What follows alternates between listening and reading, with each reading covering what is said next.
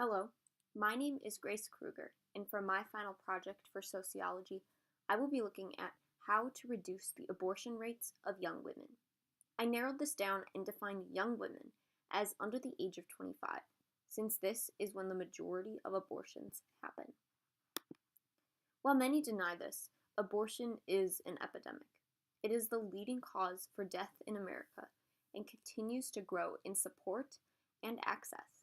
According to the Guttmacher Institute, 1 in 4 women have abortions in the United States. From a Christian perspective, Christians know that the concept of killing a person is always immoral, no matter what the circumstance. As Psalm 139:13 and 14 states, "For you created my inmost being. You knit me together in my mother's womb. I praise you, because I am fearfully and wonderfully made." We can see that God creates all of us for his purpose. Ending a life like this is not in God's plan, no matter what the circumstances. Nevertheless, abortion has become more acceptable and even encouraged. Millions of babies have died because of the legality of this procedure. The first aspect I thought would be important to research is to figure out why these women have abortions in the first place.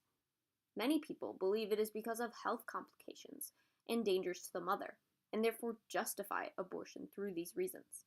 However, according to abort73.com, health problems only contribute to 7% of abortions overall.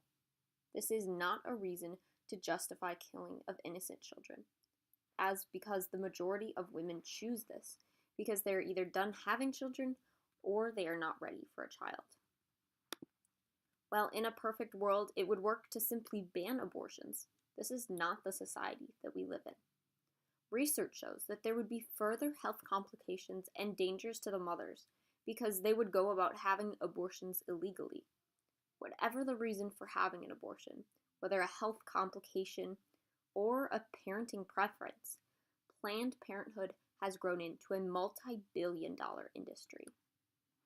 So the question is, how do we reduce abortions?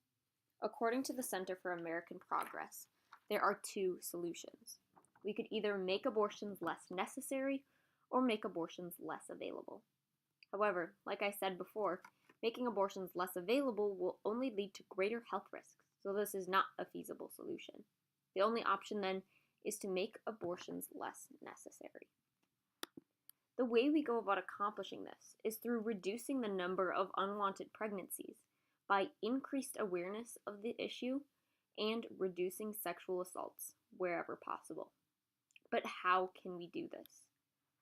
This leads me to my proposed solution. Increased awareness means having a program in schools that first shows students ultrasound images at various weeks of pregnancy. This will help them see the development of the human life. Second, a successful program should demonstrate to students how an abortion is induced. One of the problems with Planned Parenthood is that they deceive young women and refuse to give them all of the facts. If we were to perhaps show students how abortion is done and what the side effects and possible repercussions could be, not only could we reduce the amount of abortions, but provide students with the most information possible for them to make an informed choice. According to Steven Crowder, a well-known conservative spokesperson, being pro-life does not negate choice. He says that there are actually 4 choices. Number 1, abstinence. Number 2, contraception. Number 3, parenting. And number 4, adoption. Abortion does not have to be that choice. This goes into my next point under increased awareness. By increasing awareness, we can provide other alternatives for young people. Next, reducing assaults. While this is something that no one policy could fix, we could increase recognition of the issue by informing more young women of the dangers, telltale signs, and risk factors for potential assaults. We also need to incentivize students to report these crimes. Many young women do not report their assaults, and this leads to misrepresentation of statistics and allowing the perpetrators to be treated as innocents. In conclusion, it is my contention that abortion is, in fact, murder. All of the arguments that people make regarding viability, choice, women's rights, and safety fall short when you take into consideration that an intrinsically valued human life is at stake. The only choice should be for life. Thank you.